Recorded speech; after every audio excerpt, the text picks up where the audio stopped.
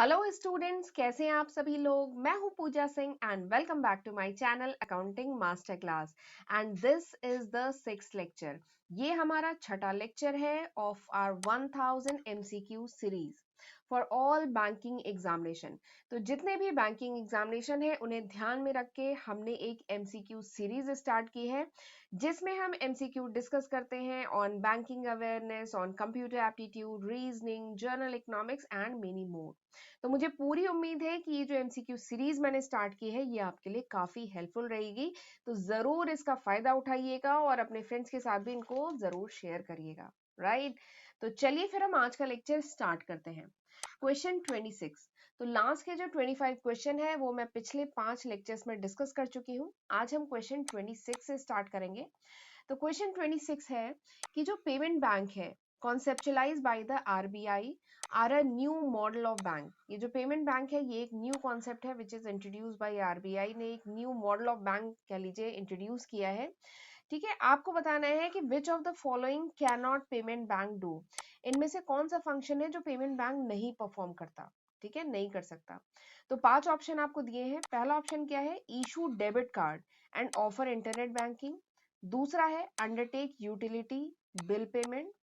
तीसरा है accept remittance to be send to और receive remittance from multiple bank. चौथा है इशू क्रेडिट कार्ड एंड पांचवा है एक्सेप्ट डिमांड डिपॉजिट। ठीक है, तो ये 5 ऑप्शन आपको दिए गए हैं। आपको बताना है कि ये जो पेमेंट बैंक है, ठीक है, ये इनमें से कौन सा फंक्शन परफॉर्म नहीं कर सकता। ठीक, तो इसके लिए आपको सबसे पहले तो पेमेंट बैंक के बारे में पता होना चाहिए, तभी आप इस क्वेश्चन का आंसर कर पाएंगे।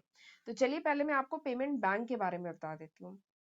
तो ये जो पेमेंट बैंक है this is an Indian new model of banking. ये इंडिया की कह लीजिए एक न्यू मॉडल है बैंकिंग का जिसे कॉन्सेप्चुलाइज किया था आरबीआई ने, reserve bank of India, without issuing credit. ये एक ऐसा बैंक होता है, ये एक ऐसा न्यू मॉडल ऑफ बैंक है जो क्रेडिट नहीं इशू करता।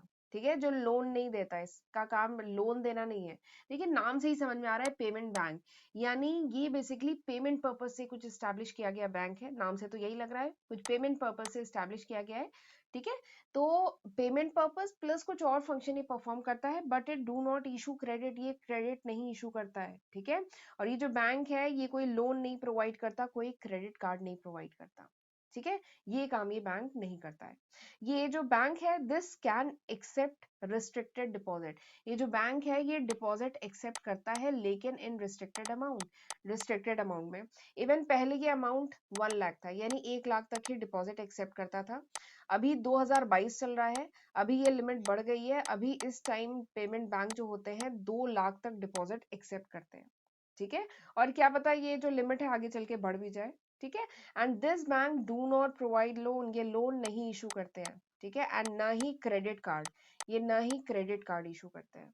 ठीक है, बट इसमें आप सेविंग अकाउंट, करंट अकाउंट, ये सब का फंक्शन ये बैंक परफॉर्म करता है। आप सेविंग अकाउंट, करंट अकाउंट ये सब ऑपरेट कर सकते हैं, ओपन करा सकते हैं इस बैंक में।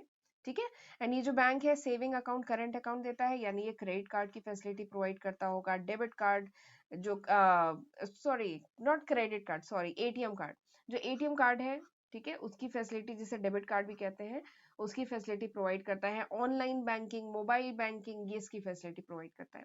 तो ये सारे काम करता है payment bank, but payment bank do not provide credit, वो क्रेडिट नहीं इशू करता है। ठीक है, क्रेडिट कार्ड नहीं इशू करता है और लोन नहीं इशू करता है, बाकी और फंक्शन ये परफॉर्म करता है।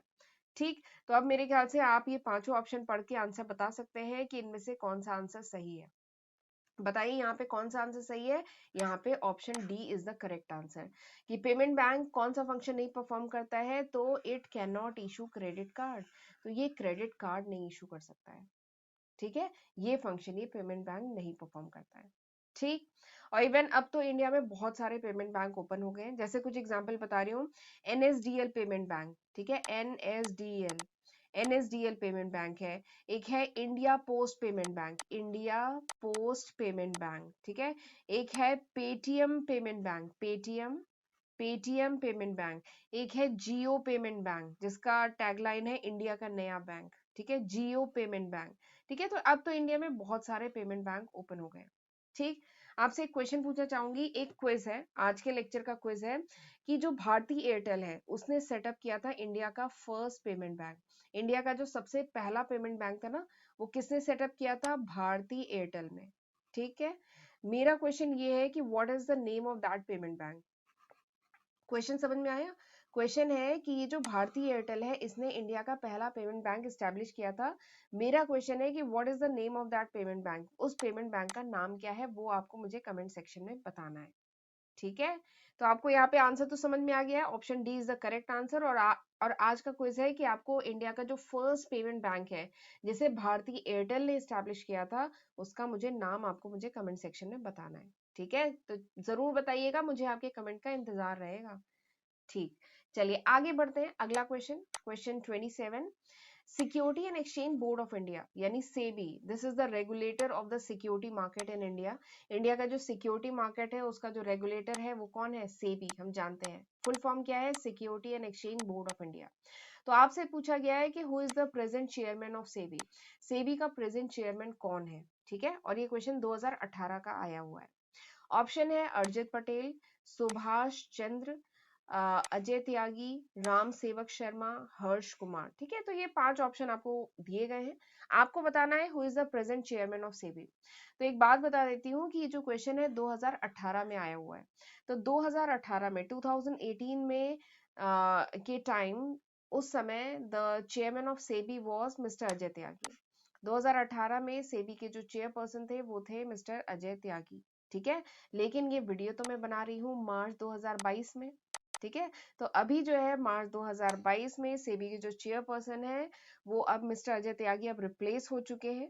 ठीक है, और इस समय जो इंडिया के जो SEBI security and exchange board of India है उसके जो नए चेयरपर्सन है वो हैं मधबी पुरी बुंज। ठीक है, एक बार फिर से प्रोनाउंस कर रही हूँ, मे बी एक बार प्रोनाउंसिएशन आप देख लीजिएगा। इनका नाम है मधबी पुरी बुच। ठीक है, तो she is the even she is the first women who is leading the SEBI. ये पहली विमेन है who is leading the SEBI, SEBI की पहली चेयरपर्सन जो एक विमेन है उनका नाम है Madhabi Puri Buch and she is appointed in March 2022 as a chairperson of SEBI. इन्हें अभी मार्च 2022 में चेयरपर्सन अपॉइंट किया गया है। ठीक है, और ये जो मिस्टर अजय त्यागी है इनका जो टर्म है ये अभी 28 फरवरी 2022 को अभी एंड हुआ है। एंड मिस मधबी पुरी बूंज इन्हें new chairperson of SEBI appoint किया गया है। ठीक है, तो ये क्वेश्चन क्योंकि अब प्रेजेंट में पूछा गया है तो प्रेजेंट में जो सेबी के चेयरपर्सन है वो है मधबी पुरी बूच। ठीक है, she is the present chairperson. बाकी इससे पहले 2018 के हिसाब से अगर देखें तो उस समय option C was the correct answer, option C सही आंसर था। और ये जो मधबी पुरी बूंच है इन्हें अपॉइंट किया गया है as a chairperson of SEBI for the next 3 year, यानी अगले 3 साल तक के लिए आप जान लीजिए जो चेयरपर्सन है सेबी की वो ये है। ठीक है, एंड शी इज द, बहुत अच्छी बात है कि she is the first women to head the SEBI, ये पहली विमेन है जो सेबी को लीड करेंगी, हेड करेंगी। ठीक है, तो चलिए दिस वाज द आंसर। ठीक है, चलिए आगे बढ़ते हैं अगले क्वेश्चन पे। अगला क्वेश्चन क्या है? Dash has the sole right to mint coins of all denomination. ठीक है, इनमें से कौन सा ऑर्गेनाइजेशन है, ठीक है, कौन सी बॉडी है जिसके पास इकलौता राइट है to mint the coin of all denomination, यानी चाहे जितने भी डिनोमिनेशन का कॉइन हो, 1 रुपए का हो, 2 रुपए का हो, 5 रुपए का हो, 10 रुपए का हो, जिस भी डिनोमिनेशन का कॉइन हो उसको मिंट करने का जो सोल राइट है, इकलौता राइट है, वो किस बॉडी, किस ऑर्गेनाइजेशन के पास है? गवर्नमेंट ऑफ इंडिया के पास है, या ministry of finance government of India के पास है, या आरबीआई के पास है, या स्टेट बैंक ऑफ इंडिया के पास है, कि नन ऑफ दीज है? ठीक है, तो ये 5 ऑप्शन आपको दिए गए हैं। तो बता दे रही हूँ जो गवर्नमेंट ऑफ इंडिया है, ठीक है, ये जो गवर्नमेंट ऑफ इंडिया है, 1 सेकेंड, माई पेन। तो government of India it has the sole right, ये जो गवर्नमेंट ऑफ इंडिया है इसके पास राइट है of minting the coin, coin को मिंट करना, कॉइन की डिजाइनिंग देखना, ऑफ ऑल द डिनोमिनेशन, जितने भी डिनोमिनेशन है उन सब की रिस्पॉन्सिबिलिटी किसके पास है? गवर्नमेंट ऑफ इंडिया के पास है। ठीक है, और ये किस एक्ट के तहत है?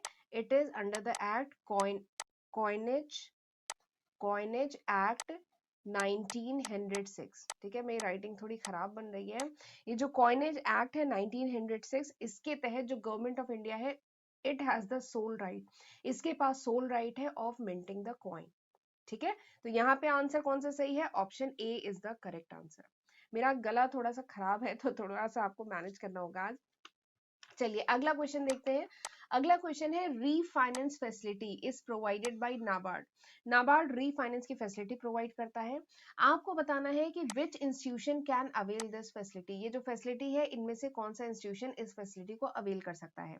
इट्स कॉमर्शियल बैंक, या state cooperative bank, regional rural bank, या state agriculture development finance company, या ऑल ऑफ द अबव। ठीक है, ये 5 ऑप्शन आपको क्वेश्चन में दिए गए हैं। आपको बताना है कि नाबार्ड जो रीफाइनेंसिंग की फैसिलिटी प्रोवाइड करता है वो इनमें से कौन सा जो बॉडी है या कह लीजिए कौन सा इंस्टीट्यूशन है वो इस फैसिलिटी को अवेल कर सकता है।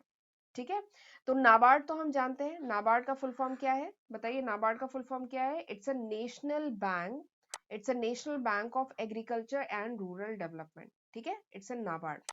और नाबार्ड में एक डीओआर है, डीओआर मतलब department of refinance, department of refinance जो बेसिकली डील करता है short term and long term refinancing function of NABARD. NABARD का जो रीफाइनेंसिंग का जो फंक्शन है वो सारा ये डिपार्टमेंट देखता है, डिपार्टमेंट ऑफ रीफाइनेंसिंग। ठीक है, एंड नाबार्ड जो है रीफाइनेंसिंग की फैसिलिटी पता है किसको प्रोवाइड करता है, इन ऑल दीज बॉडीज, ये जितने भी ऑर्गेनाइजेशन यहाँ पे लिखे हैं, नाबार्ड जो है रीफाइनेंसिंग की फैसिलिटी कॉमर्शियल बैंक को भी प्रोवाइड करता है, स्टेट कोऑपरेटिव बैंक को भी प्रोवाइड करता है, रीजनल रूरल बैंक को भी प्रोवाइड करता है, और state agriculture development finance companies को भी प्रोवाइड करता है। देखिए नाम क्या है, national bank of agriculture and rural development ना, तो ये देखिए एग्रीकल्चर एंड डेवलपमेंट के लिए काम कर रहा है। और आरआरबीज भी तो मतलब रूरल एरियाज के होते हैं। ठीक है, नाम क्या है, आरआरबीज, रीजनल रूरल बैंक, ये भी रूरल एरिया से रिलेटेड है तो इनको भी प्रोवाइड करता है, कोऑपरेटिव बैंक को भी और कॉमर्शियल बैंक को भी, तो चारों को ही ये रीफाइनेंसिंग की फैसिलिटी प्रोवाइड करता है। तो अब आपको समझ में आ गया होगा कि option E is the correct answer, option E, all of the above, this is the correct answer. चलिए आगे बढ़ते हैं। अगला क्वेश्चन क्या है, which of the following examines the current monetary policy of India. इनमें से कौन सी बॉडी है जो जो मॉनेटरी पॉलिसी होती है उसको एग्जामिन करने वाली बॉडी इनमें से कौन सी है। ऑप्शन दिए गए हैं, national development council, planning commission, reserve bank of India, ministry of finance government of India and SEBI. ये 5 बॉडीज हैं, आपको बताना है इसमें कि मॉनेटरी पॉलिसी कौन एग्जामिन करता है। ठीक है, तो monetary policy and fiscal policy ये दोनों ही बहुत इंपॉर्टेंट टॉपिक है इकोनॉमिक्स के, तो जरूर इनको पढ़ के जाइएगा। तो यहाँ पे क्वेश्चन है अबाउट मॉनेटरी पॉलिसी। तो मॉनेटरी पॉलिसी के थ्रू, मॉनेटरी पॉलिसी के थ्रू क्या होता है, बहुत सारे जो मॉनेटरी इंस्ट्रूमेंट हैं, वैसे मॉनेटरी पॉलिसी के जो इंस्ट्रूमेंट है उस पर मैं डिटेल में लेक्चर बना चुकी हूँ, इकोनॉमिक्स में मैंने पढ़ाया है। तो मॉनेटरी पॉलिसी के थ्रू जो मॉनेटरी इंस्ट्रूमेंट है, ठीक है, उनको सेंट्रल बैंक, उनको सेंट्रल बैंक जो है यूज करता है to regulate the money supply in the economy. Economy में मनी सप्लाई, इकोनॉमी में इंटरेस्ट रेट, इकोनॉमी में क्रेडिट जो अवेलेबल है, प्लस इकोनॉमी में प्राइस स्टेबिलिटी बनी रहे, उसके लिए किसी भी इकोनॉमी का जो सेंट्रल बैंक होता है वो मॉनेटरी पॉलिसी के जो डिफरेंट इंस्ट्रूमेंट है उनको यूज करता है। ठीक है, ताकि अल्टीमेटली क्या हो, किसी भी इकोनॉमी की जो ग्रोथ है वो बनी रहे। ठीक है, वो इकोनॉमी और ज्यादा ग्रो करे। ठीक, तो मेरे ख्याल से अब आपको समझ में आ गया होगा कि ये जो मॉनेटरी पॉलिसी है ये कौन एग्जामिन करता है, सेंट्रल बैंक।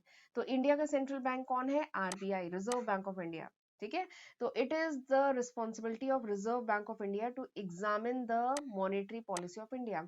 इंडिया की जो मॉनेटरी पॉलिसी है उसको एग्जामिन करने की रिस्पॉन्सिबिलिटी किसकी है, रिजर्व बैंक ऑफ इंडिया की। ठीक है, जिसके तहत वो डिफरेंट जो कह लीजिए जो मेजर्स है उनको यूज करता है ताकि मनी सप्लाई इकोनॉमी में बनी रहे, एक सही मनी सप्लाई बनी रहे।